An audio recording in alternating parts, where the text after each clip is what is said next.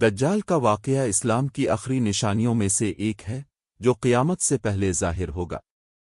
نبی اکرم نے اپنی کئی احادیث میں دجال کے بارے میں تفصیل سے بتایا ہے تاکہ امت اس کے فتنے سے بچ سکے۔ دجال کا تعارف۔ دجال ایک انسان ہوگا مگر عام انسانوں سے مختلف۔ اس کی ایک آنکھ اندھی ہوگی، دوسری آنکھ انگور کے دانے کی طرح ابری ہوئی ہوگی۔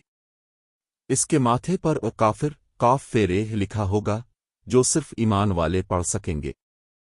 دجال کے ساتھ شیطانوں کا لشکر ہوگا اور وہ بہت بڑے فتنوں کے ساتھ دنیا میں آئے گا۔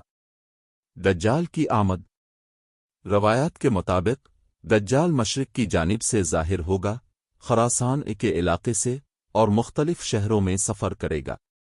وہ اپنے آپ کو خدا اللہ کہے گا اور لوگوں کو دھوکہ دے گا۔ بہت سے لوگ اس کے جادو، نعمتوں اور فریب میں آ کر اس پر ایمان لے آئیں گے۔ دجال کے فتنوں کی طاقت۔ دجال کے پاس ایسی طاقت ہوگی کہ وہ آسمان سے بارش برسا سکے گا اور زمین سے سبزہ اگا سکے گا۔ وہ ایک علاقے میں جائے گا جہاں لوگ اس پر ایمان لائیں گے تو ان پر بارش برسے گی، کھیتیاں اگیں گی، جانور موٹے ہو جائیں گے، اور جہاں لوگ اس کی بات نہ مانیں گے وہاں قحط، بھوک، خشک سالی ہوگی۔ وہ مردوں کو زندہ کرنے کا دکھاوا بھی کرے گا مگر وہ صرف شیطان ہوں گے جو مردوں کی شکل میں آئیں گے۔ دجال کی مدت فتنہ۔ دجال 40 دن دنیا میں رہے گا۔ پہلا دن 1 سال کے برابر ہوگا، دوسرا دن 1 مہینے کے برابر، تیسرا دن 1 ہفتے کے برابر، اور باقی دن عام دنوں جیسے ہوں گے۔ ایمان والوں کی آزمائش۔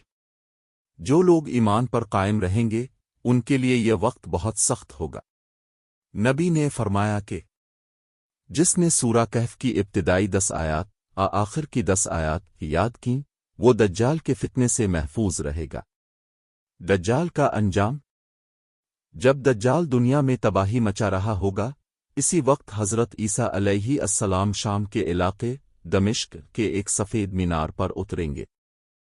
حضرت عیسیٰ علیہ السلام دجال کا پیچھا کریں گے اور آخر کار اسے لدے کے دروازے لاڈ گیٹ موجودہ فلسطین کے قریب پر قتل کریں گے۔ دجال کا خون حضرت عیسیٰ علیہ السلام کے نیزے پر لگے گا۔ دجال کے بعد۔ دجال کے مرنے کے بعد زمین پر امن اور انصاف کا دور شروع ہوگا۔ حضرت عیسیٰ علیہ السلام زمین پر عدل و انصاف قائم کریں گے اور لوگوں کو دوبارہ توحید کی دعوت دیں گے۔ دجال سے بچنے کے لیے تعلیمات۔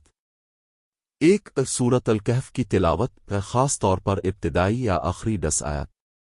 2 ایمان کو مضبوط رکھنا۔